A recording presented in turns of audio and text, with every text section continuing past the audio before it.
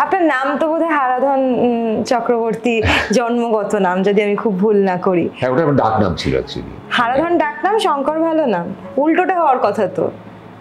না, ওইটা একটা গল্প আছে। সেটা হচ্ছে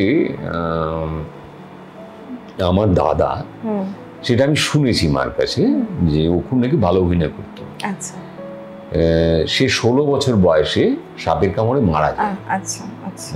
পাকিস্তানে, পূর্ব পাকিস্তান। তো তার অনেক বছর পরে আমার দিদির জন্ম হয়। দিদির আবার 2-3 বছর পরে আমি।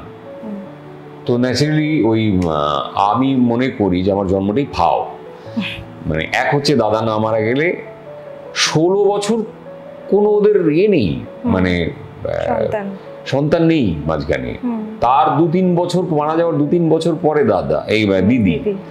আচ্ছা, তারপরে দিদি চলে এসছে। তখনকার দিনে ছিল বংশকে বাতি দেবে কে, বংশ রক্ষা করবে কে। আমার মনে হয় ও মেয়ে হয়েছিল, তাই আমাকে আবার ওরা ট্রাই করে বাবা মা।